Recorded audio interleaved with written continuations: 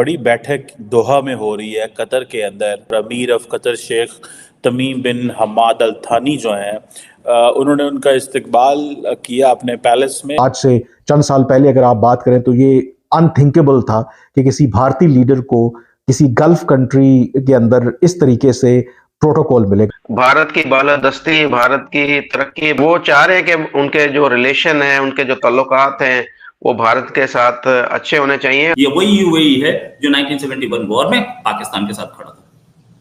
आज यूएई हमारे साथ खड़ा है, इंडियन साइड ऑफ कश्मीर में अपने इन्वेस्टमेंट्स कर रहा है और पूरी मुस्लिम उम्मा को दिखा रहा है कि Kashmir is not an issue. Indian influence जो है वो स्टेट से निकल के सिविल सोसाइटी में आ चुका हुआ।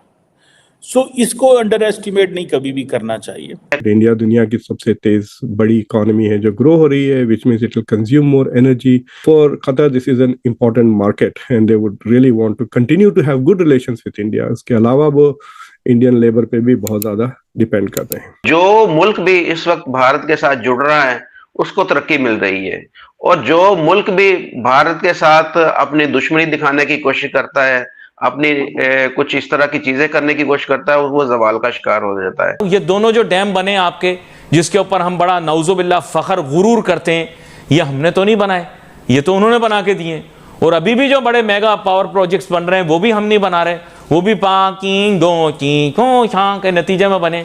जय हिंद दोस्तों। तो प्रधानमंत्री नरेंद्र मोदी कतर पहुंचे हुए हैं। पहले वो यूएई गए थे, अब कतर का दौरा है उनका, और ये ज़रूरी है कतर, क्योंकि भारत चाहता है कि ज़्यादा से ज़्यादा दुनिया में भारत के दोस्त बने, क्योंकि दोस्त बनाना ज़्यादा ज़रूरी है। अभी अब कतर से थोड़े रिश्ते ख़राब हुए थे क्योंकि उन्होंने एक ऐसी हरकत ही की थी, हमारे जो 8 पूर्व नेवी के सैनिक थे उन्हें सजा मौत दे दी थी। हालांकि फिर अजीत डोभाल, हमारे विदेश मंत्री और स्वयं प्रधानमंत्री ने मोर्चा संभाला और उन्हें सुरक्षित भारत लेकर भी आए, और हमने कतर से $78 बिलियन के समथिंग डील की है। $1 बिलियन लगभग 80,000 करोड़ के आसपास होता है, तो 78 बिलियन का आप अंदाज़ा लगा सकते हैं। इतनी बड़ी डील हमने कतर से की है, और ये डील होना भी ज़रूरी था क्योंकि उसमें हमें डिस्काउंट भी लगभग 5-6 बिलियन के आसपास मिला है, और उस डील से हमें बहुत फ़ायदा भविष्य में होने वाला है, और कतर से हमारे रिश्ते भी अच्छे होंगे। स्वाभाविक है, हमारे रिश्ते उसी से ज़्यादा बेहतर होते हैं जिससे हमें कुछ लाभ मिल सके।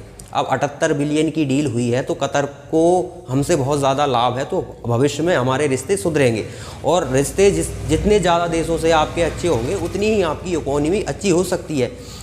एग्जाम्पल मैं आपको चाइना का देता हूँ। चाइना के भारत से रिश्ते ख़राब हुए तो हमने हमारी मार्केट चाइना के लिए बंद कर दी। हालांकि हमारी बड़े लेवल पे व्यापार चल रहा है, लेकिन वो व्यापार उन चीज़ों के लिए है जो ज़रूरी है। लगभग 100 से ऊपर बिलियन डॉलर के आसपास हमारा व्यापार चल रहा है चाइना से, लेकिन चाइना के लिए हमने अपना मार्केट बंद कर दिया है, और उससे लगभग हर साल 50,000 करोड़ के आसपास चाइना का लॉस हो रहा है। तो जब आपके दुश्मन ज़्यादा होते हैं तो फिर आप एलिमिनेट होने लगते हो, इसलिए ज़्यादा से ज़्यादा दोस्त होना ज़रूरी है, और प्रधानमंत्री नरेंद्र मोदी इसी नीति पर चल रहे हैं। तो चलिए, पाकिस्तान का मीडिया प्रधानमंत्री के कतर और यूएई के दौरे पर क्या बात कर रहा है वो देखते हैं। इस वक्त एक बड़ी बैठक दोहा में हो रही है कतर के अंदर, जहां पे प्राइम मिनिस्टर मोदी पहुंचे हैं दोहा में, और अमीर ऑफ कतर शेख तमीम बिन हमाद अल थानी जो हैं, उन्होंने उनका इस्तकबाल किया अपने पैलेस में। और बेसिकली तो प्राइम मिनिस्टर मोदी जो हैं वो शुक्रिया अदा करने गए हैं कि जो 8 रिटायर्ड इंडियन नेवी के जो लोग थे जिनके ऊपर एस्पिनेज के चार्जेस थे और जिनको डेथ सेंटेंस हो गई थी, तो कतरी अथॉरिटीज़ ने उनको माफ़ कर दिया है, कहा यह जा रहा है, जो कि बड़ी खबर है। गो के इस पे शाहरुख खान जो हैं वो कहते हैं कि ऐसा नहीं है, लेकिन एक फॉर्मर राज्यसभा के मेंबर हैं स्वामी साहब, उन्होंने कहा है कि शाहरुख खान ने मदद की है, और उन्होंने कतरी अथॉरिटीज़ से कहा कि ये जो 8 लोग हैं इनको छोड़ा जाए।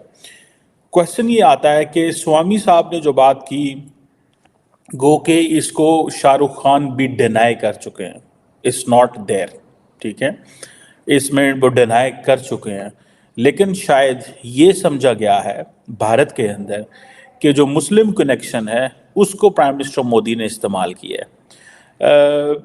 मैं इसमें मेरी जो अगर ज़ाती राय देखी जाए, मेरा नहीं ख्याल कि प्राइम मिनिस्टर मोदी ने शाहरुख खान का कनेक्शन इस्तेमाल किया होगा, इंडिया इटसेल्फ एक तगड़ा मुल्क है।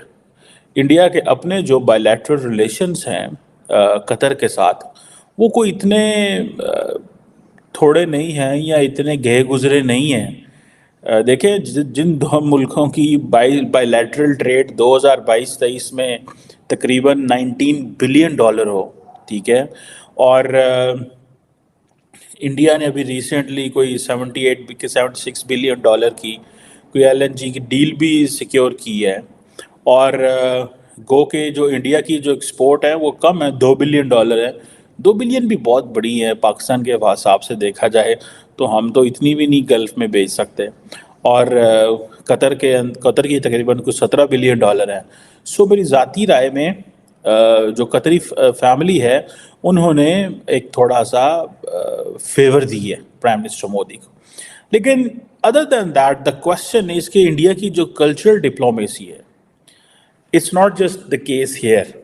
फॉर एग्जांपल अगर आप चले जाएं उधर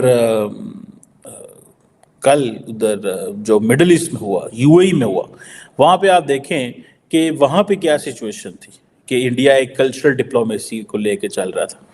कहा जाता है कि 2010 के अंदर एक डिप्लोमेटिक केबल जो कि अमेरिकन अथॉरिटीज़ ने ये कहा कि अफ़गानिस्तान के हालात बड़े ख़राब हैं और बॉलीवुड जो मूवीज़ हैं वो बड़ी पॉपुलर हैं अफ़गानिस्तान के अंदर। अच्छा, बॉलीवुड मूवीज़ पाकिस्तान के अंदर भी पॉपुलर हैं, अफ्रीका के अंदर भी पॉपुलर हैं, पूरे एशिया के अंदर पॉपुलर है, अब तो मिडल ईस्ट में भी चली गई है, ठीक है जनाब। वो डबिंग शबिंग करके वो सारा जो भी लैंग्वेज का होता है। और मुझे तो ये भी पता चला था कि the middle eastern investors are one of the main investors in the Bollywood, जो बहुत सारी बॉलीवुड के प्रोड्यूसर्स को, एक्टर्स, डायरेक्टर्स को पैसा जो है वो लगा रहे हैं। अब उस वक्त अमेरिकन ये कह रहे थे कि जो इंडियन सेलिब्रिटीज़ को लेके जाया जाए। सो इंडियन सेलिब्रिटीज़ जो है वो मिडल ईस्ट में भी बड़े पॉपुलर है, ठीक है जी। और इंडियन इन्फ्लुएंस जो है वो स्टेट से निकल के सिविल सोसाइटी में आ चुका हुआ। तो दोस्तों, प्रधानमंत्री नरेंद्र मोदी जब से प्रधानमंत्री बने हैं, उन्होंने स्टार्टिंग यही किया था कि सबसे पहले उन्होंने विदेश में दौरे करने स्टार्ट किए थे।